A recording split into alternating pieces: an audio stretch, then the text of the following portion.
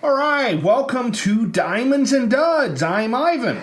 Hello, and I am Charles. Welcome back we have another episode here. Today what do we have, Ivan? We have The Ice Pirates, a 1984 classic.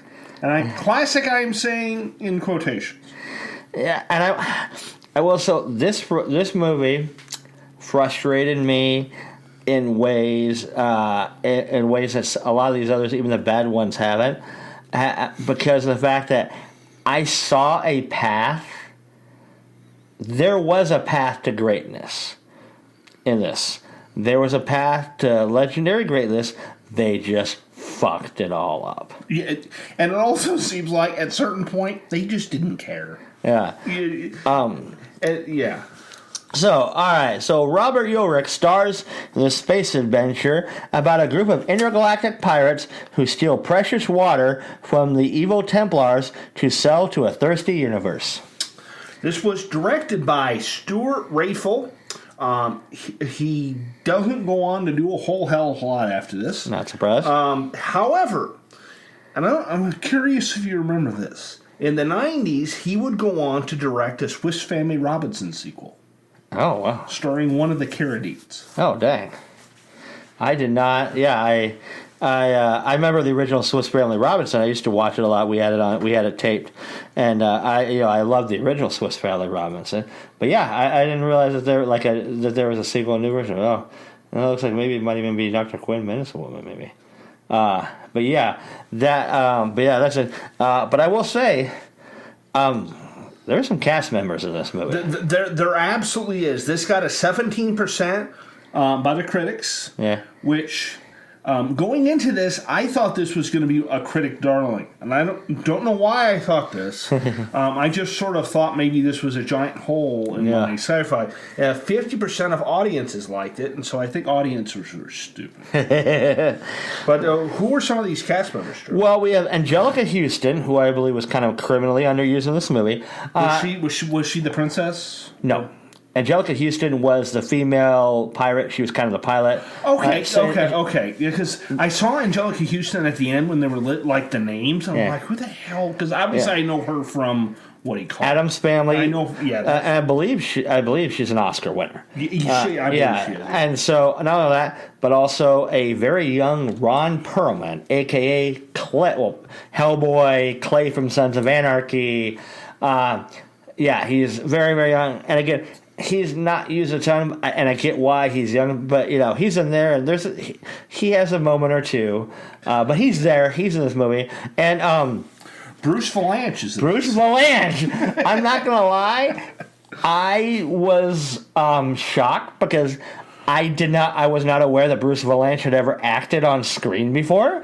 I wish, to be honest, when I saw his name, I went and instantly looked him up. Because obviously I was trying to remember where I know him from. Jokes at the Oscar. He's known for I doubt he still does it now. He's known for a long time. He wrote the jokes at the Oscars. And you know what? If you're a host, fuck you. You don't get to write anything. If you try to write something, I'll have you blackballed. And so he did the jokes for the Oscars for decades. For a long time. Which makes sense. Yeah, which makes sense why. So he's in that. Robert Urich, of course, is the star of this, and I think he was on TV at the time or around this in the late 70s, early 80s at the time. So I think this was kind of in the heyday of the original Star Wars doing well. Is probably how this got green. Yeah, and I'm going to say right now before we get going, Robert Urich is pathetically cast in this movie. He sucks. So bad. There is nothing positive to say about his performance in this movie. Now, if they had done this right, the bare minimum would have been low. But again, he has no charisma in this movie. None. He plays basically like a Han Solo, or like more akin the movie that I think that they sometimes strive for, but sometimes not, as we'll get into it, Spaceballs. Bill Pullman's character. Both of those characters had so much more charisma than this, wet paper towel. And did you explain the plot of the movie? Yeah, they're evil pirate. Yeah, they're evil. Well, not they're evil. Intergalactic pirates trying to. These pirates.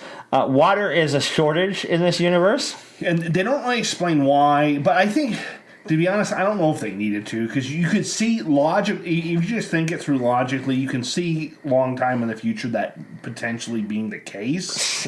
But see the thing, especially in an era where people can go into space, water is made up of oxygen and hydrogen, and so like it's not actually hard to create. And then also like because there's only one planet that has water, but they make it clear that like there's a whole galaxy of planets that have people, and so this one planet with water is servicing the water needs for the whole universe. When you factor in how much water is needed daily, also to cross it like that, the logistics. Now I think again, and the issue that I have with this isn't in the fact that they chose water. It's in the fact that this movie, this movie is terrible, but it was also very close to absolute greatness. That's because it dipped its sometimes it tried to be zany, wacky, but would not commit.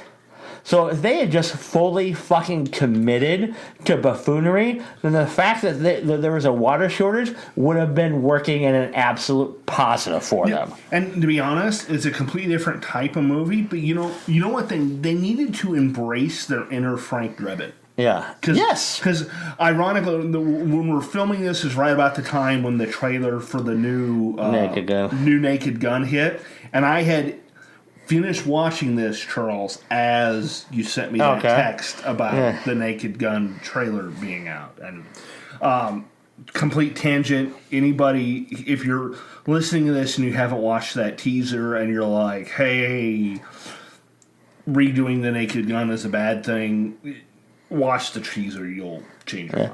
And I will say, that was me. Before watching the teaser, I was because Naked Gun is one of my favorite movies of all time. It was one of our dad's favorite movies. I was very get off my lawn about it. But no, I agree. The teaser, very, very, and very apropos for talking about this movie. Yeah, it is, because also, and I will say, just my last thing as far as Naked Gun, it seems clear from the teaser that these are people, they're not doing this because they're like, hey, we got the rights to Naked Gun, let's use the name. Yeah. It's clear that the people who made this are huge fans of the original, and they're honoring it. Yeah. But, if they had gone, Naked, the original Leslie Nielsen Naked Gun, and just had it be crazy and goofy and stupid. Because there are parts in this movie that are incredibly stupid. Yeah. And, and that makes them funny. Yeah. But They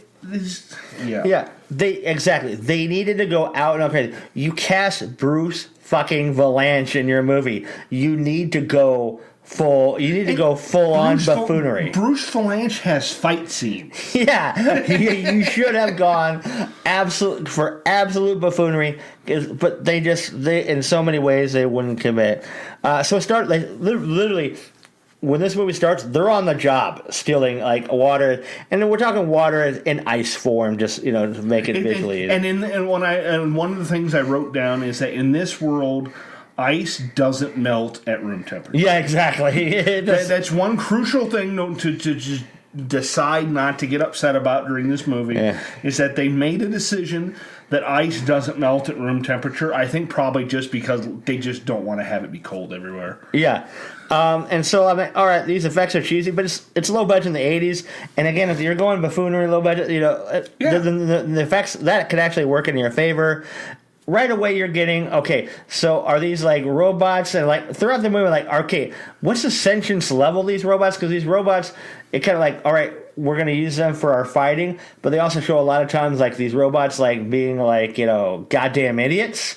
And I almost kind of wanted to see more of that. Some of the things they did with the robots being idiots kind of fell flat, but I think they should have done more with that. Again, goes to the embracing it. And I say, as they were starting that first job, I wrote, "Good God, this ship is crowded." Yeah. Because you would think, and during our last podcast, we talked about how the Event Horizon probably had too many ship members. Yeah. This ship has like 3 times the amount of like crew members that the Event Horizon all has. kinds of robots. And between all the robots, and they all go on this job. They all go on this little little hole to go on this job. Yep. And which is fine. It makes it funny, but they blow a hole and they dock, and this is where, when they enter the other ship, this is the first says like, okay, I thought this is going to be absolute buffoonery, because they enter in a bathroom where an alien's taking a shit.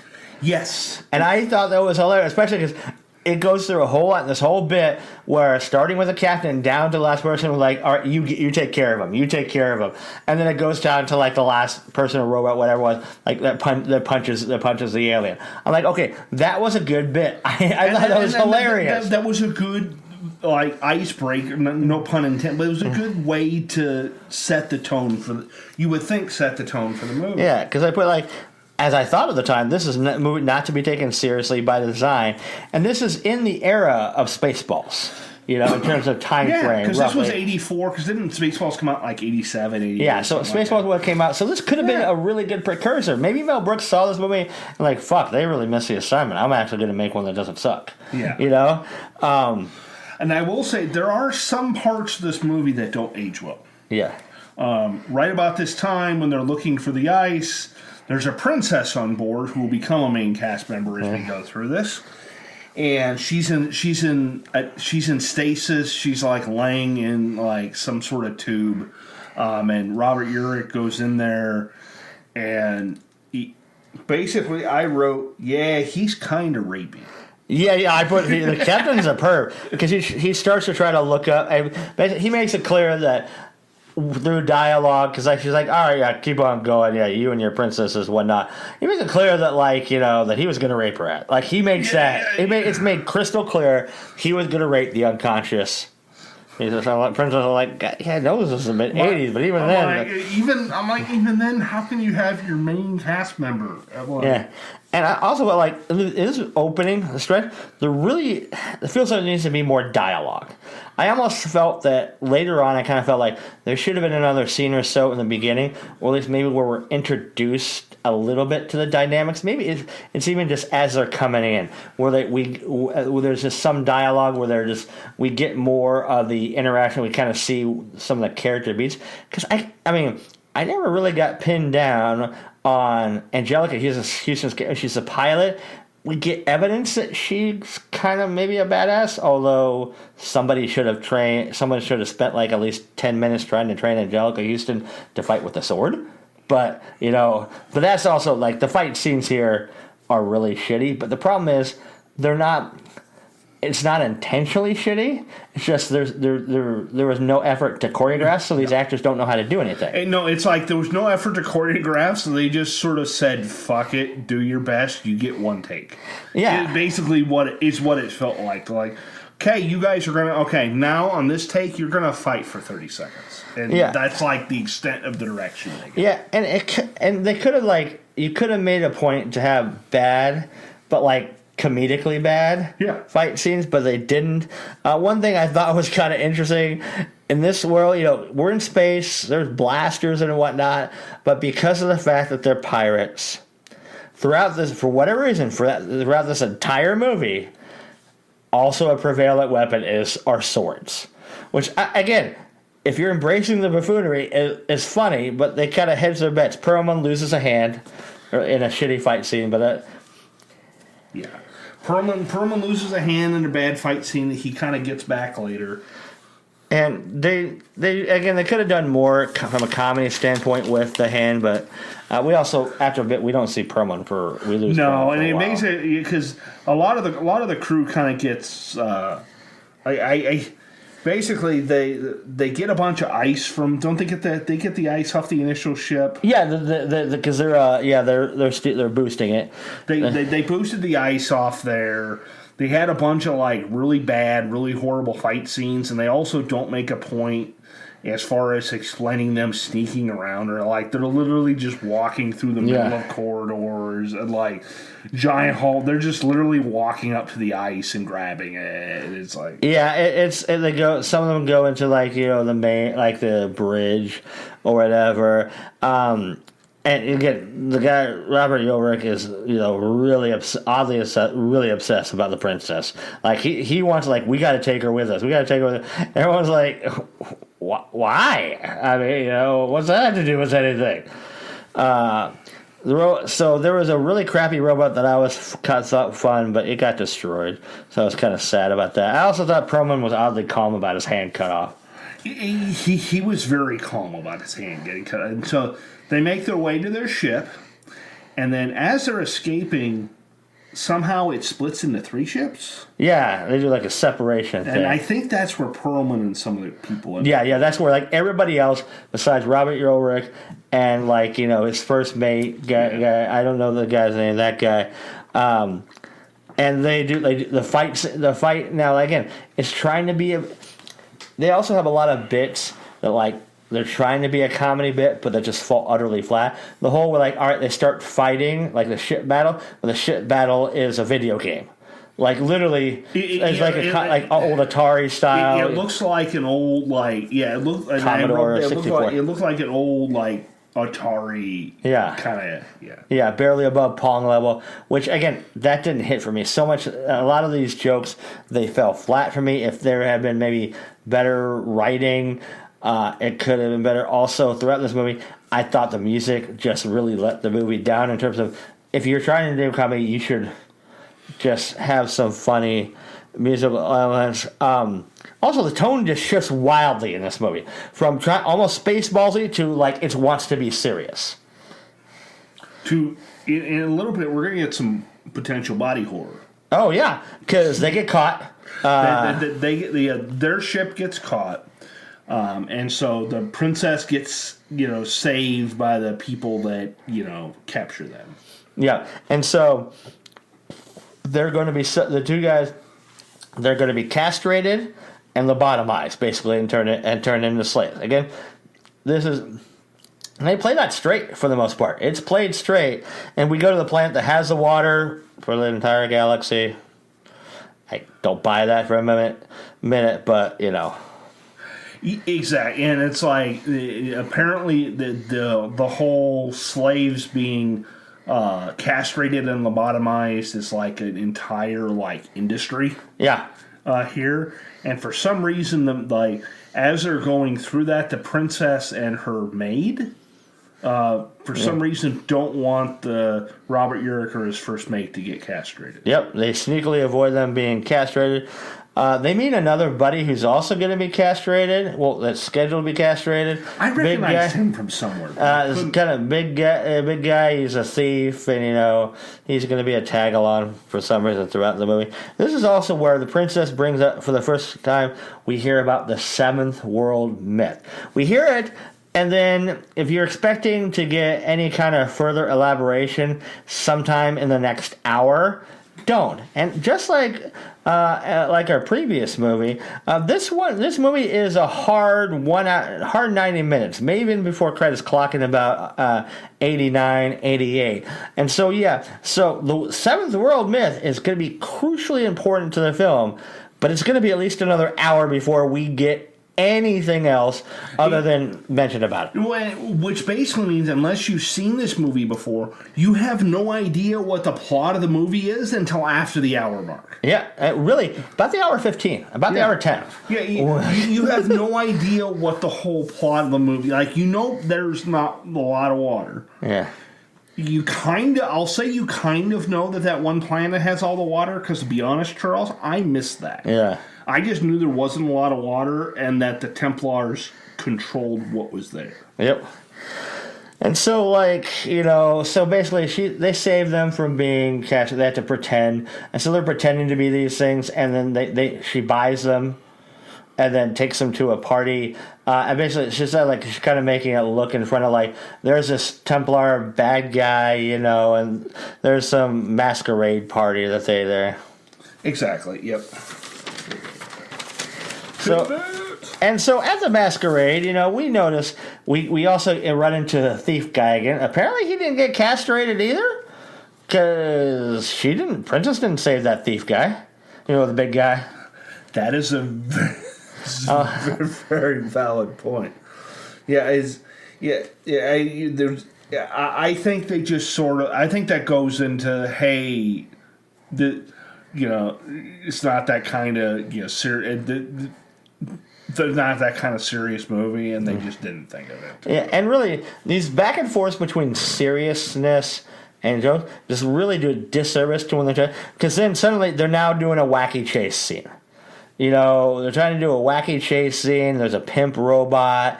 It felt like a weird collection of ideas while someone was high on acid, but they weren't high on a story. No, it sounds like it feels like they maybe took too much. Yeah, you know what I mean. And it's like in their head they were like, "How cool this is," but Yeah, and so and then we get more of again, Robert Urich just lacks the charisma of really anything. Yeah, in this movie, even trees. And part of what I'm about to say might just be that I'm a huge fan, but I don't know how you won't watch this movie. And what do you call it? Ron Perlman?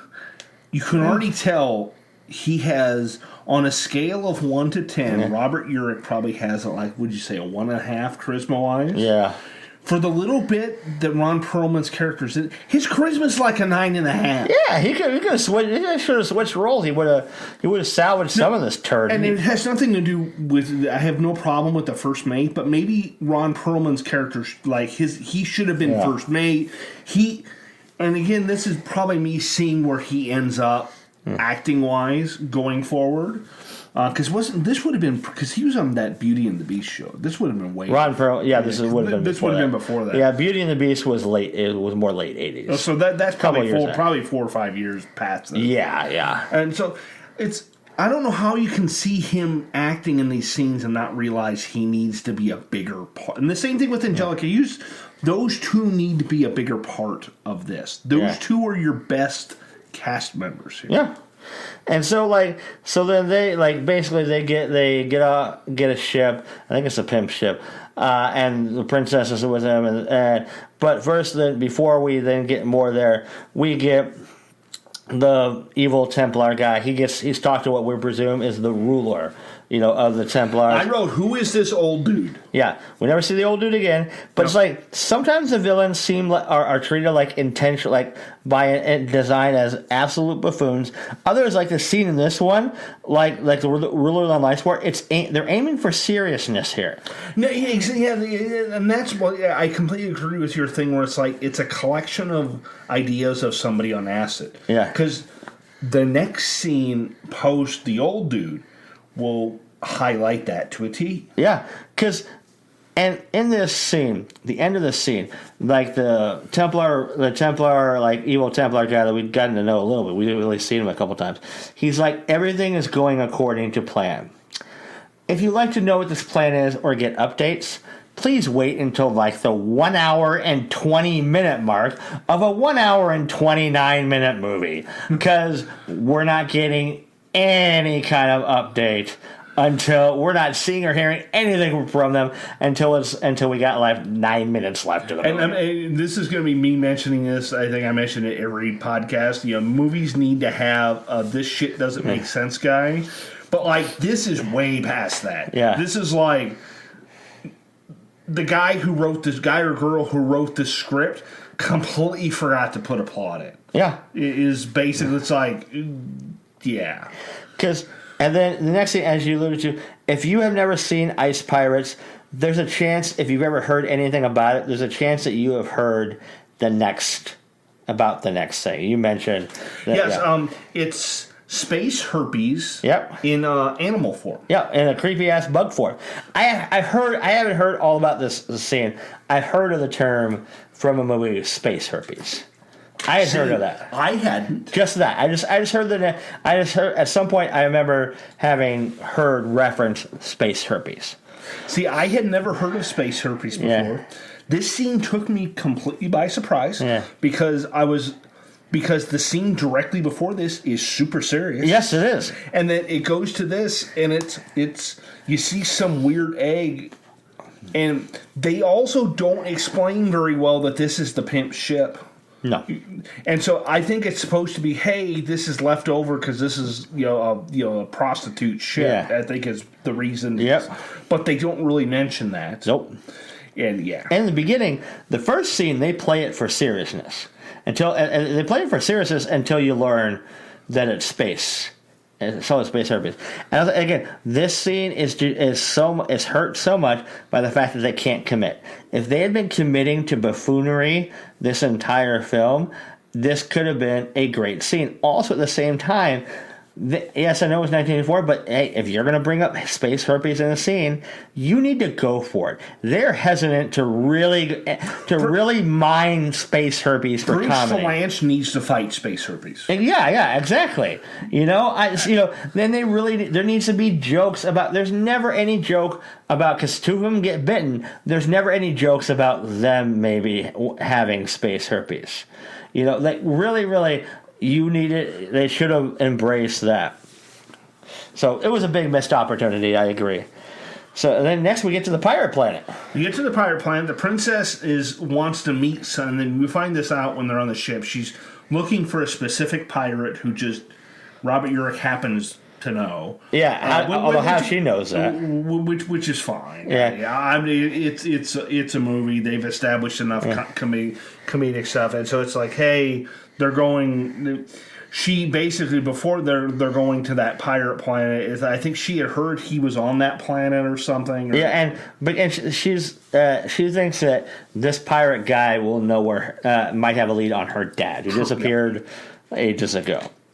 So they get to this bar. We see the crew again. They're there, bar scene, and this bar scene, there's a fight scene with Angelica Houston, a terrible fight scene, but it's treated, again, we just had space herpes, but they're treating this fight scene as serious and trying to establish her as a badass, who they didn't put a sword on her. Until they should have had her established as a badass in the beginning. It wasn't, and also, you need to go for one or the other, and also, what's his name? Ron Perlman is back. His hand is back, and they just decided not to commit to his hand being fucked up. I think at this point, also, we know him as Ron Perlman, but he's also meant to be like the ninth cast member. So I think they're like, people aren't going to give a shit. Yeah, exactly. We get another name drop of the Seventh World, but again. This is clearly Endgame, but again, we're still not getting any evidence about it other than Ron Perlman saying, like, you don't believe that shit, do you? Or somebody like says that, and there's literally nothing else we get. But we have a weird green alien person who's like, all wants to, get down with Robert Urich's character. Yeah, and we find out that person's in it with, I think it's called Sweetwater. Something like that, and it's like it's like 50 miles outside of town, and they need a car to get there. And also, but it's clearly it says that there's only one car in the town. There's only one car, and they also make a point. It's impossible, they say, to get there without a vehicle. They say it's impossible, which we'll come back to in a bit. We will. They say it's impossible, and they say there's only the one, and so they get there. But also, when they get there, I'm like. At this point in the movie, there's 30 minutes left in this film. I looked at the clock at about this point too. I'm like, okay. I'm like, we haven't learned anything about what this movie's about yet. There's 30 minutes left, and I think it goes to the fact that this is like a collection of crap. You know what I mean? Yeah. I think it's like something. I'm curious whoever produced this movie, like. What did they do before this? Did they have some television show that really hit, and so their pet ideas got made into a movie or something? Yeah, so like they see this, the pirate they're looking for is now old because like he went looking, and so we finally get a little bit more about the seventh world. Apparently, there's supposed to be water there, and like he got old really fast because of he did this temporal corridor wrong. And so like either that's like her dad is apparently on the seventh world. right now. And then we got a whole bunch of new bad guys who we've never seen before. They're coming in another land vehicle. So apparently there was more than one land vehicle. Yes, apparently there is more than one land vehicle, and so that other dialogue they made where they mentioned that there was no point in mentioning it. Yeah, and so there's a chase scene, and again we have more robots being stupid and kind of getting blown up, and then the old pirate guy's dying, and they treat it all serious. And he broke his I have no problem with him dying. Okay, I have a problem with he broke his back and it's terminal. Yeah. But also, I wrote down what happened to the car owner. Oh, they got blown. The car got blown up. No, I'm the green lady. Yeah. I completely missed. They showed it getting blown to bits. Okay, I completely missed that part. I wrote down what the hell happened to the car. Oh yeah, no, they got blown up. But I'm am I supposed to give a shit about that this guy's dying? Again, by this point, because there was a lot of time wasted on dying, we have like 25 minutes, 24 minutes. I'm the clock's fucking ticking, people. The clock is fucking ticking. But for me, don't worry. The last 10 to 15 minutes of this movie will feel like it's 6 hours. Yeah. Oh, by the way, and I was wrong. We don't know that the dad's on the seventh world yet. We think it's basically with it's good, but they say that dad's here. Dad's at this other planet. Yeah. So I think oh, that's right. Yeah. Okay, so it's 25 minutes left.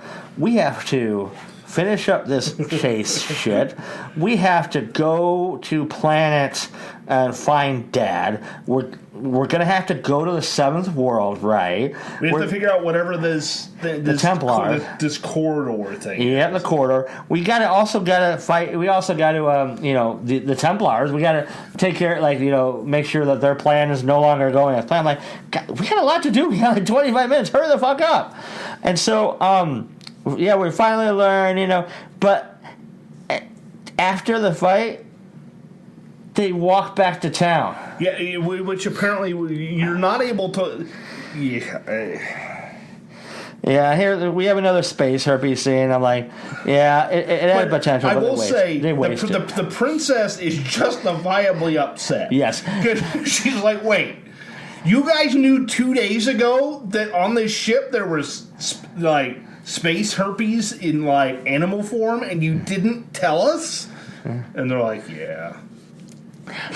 So I'd be upset too. Yeah. So they get to the planet. This is where Bruce Valanche comes in. He has a bunch of badass female slaves or female robot slaves. He's also kind of robot-y. I'm thinking, okay, because at first I forgot what Bruce Valanche looked like, and I thought Green Lady was him. But then I'm oh no, okay, obviously. And then as soon as I saw him, yeah, okay, that's Bruce Valanche.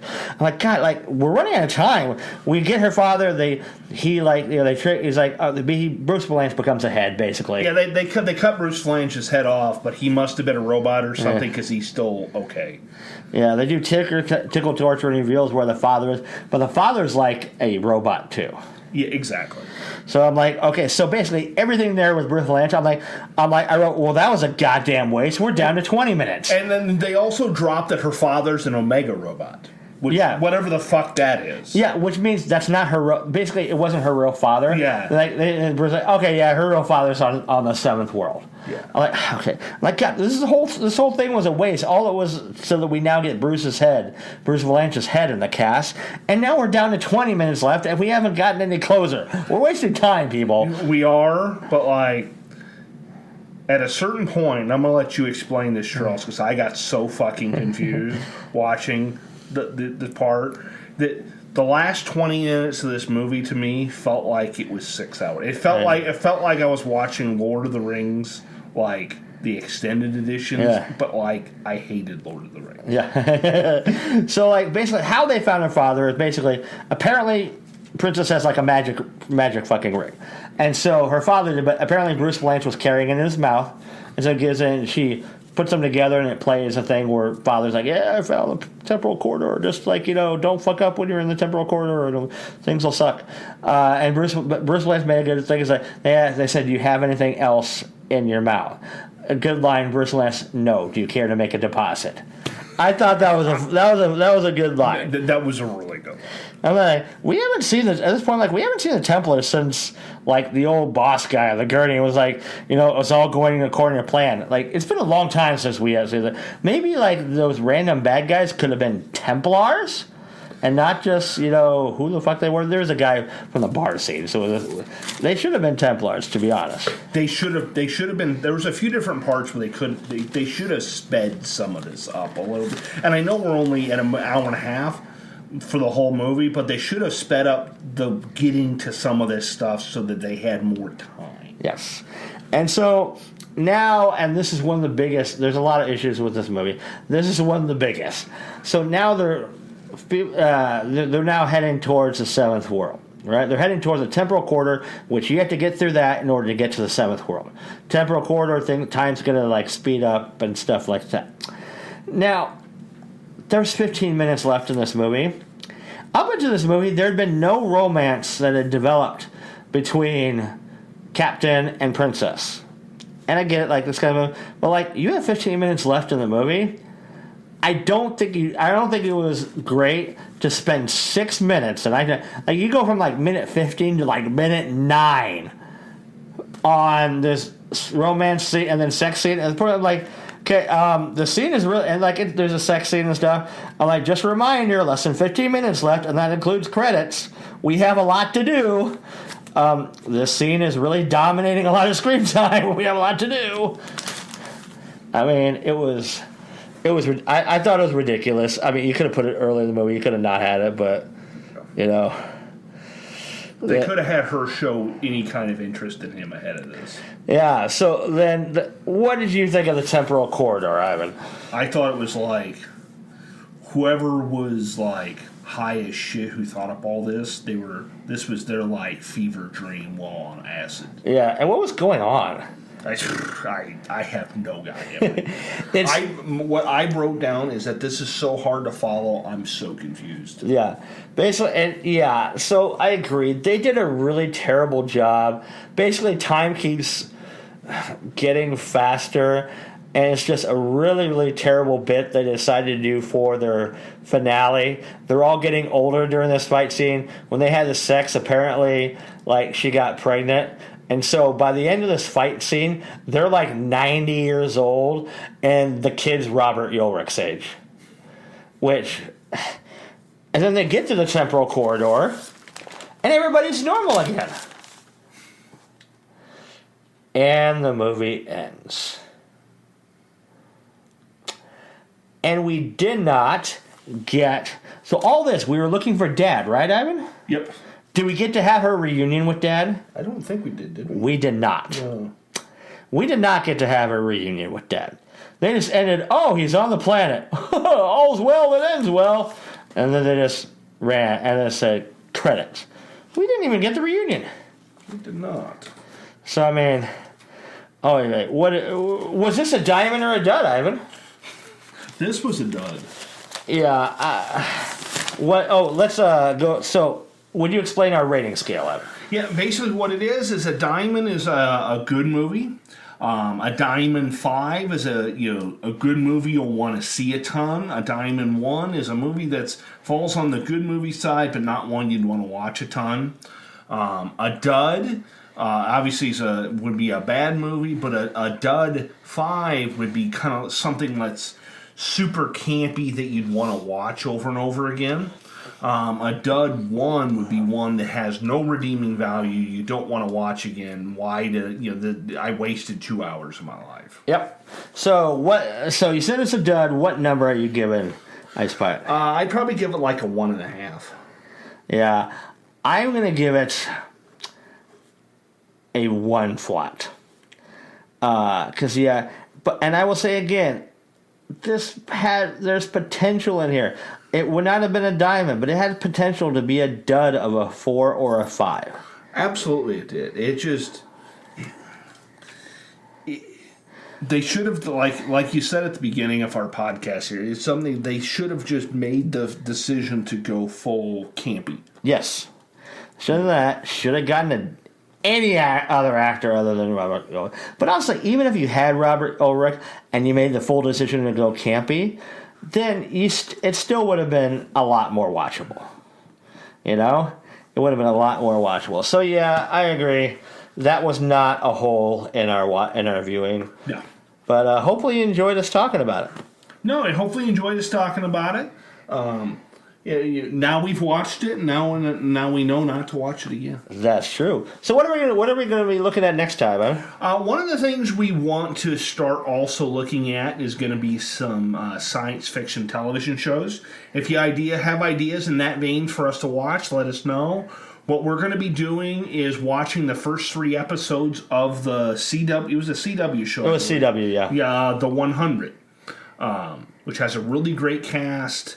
I've seen some of the show, not very much of it, and so we're going to watch the first 3 episodes of that and kind of give a review on whether or not people should give that a try. Yeah. So tune in next time. As always, follow us on all the things, the YouTubes and the Spotify's and all the things. Comment. If you're like, hey, fuck you, I saw Ice Pirates and I thought Robert Urich was robbed him an Oscar, let us know. It'd be a bit of a strong take, but hey, everyone has their hill to die on, So comment, let us know again. As always, if there's anything you think we should watch, whether it's TV or what. Yep, absolutely. And if you want to watch the first 3 episodes of 100 in preparation for next podcast, it is currently on Netflix, and it might be on some of the other streaming services too. But I know it's on Netflix right now for sure. Yeah, it is on the Netflix. All right. Well, thank you very much. See you next time. Thank you, and have a good one.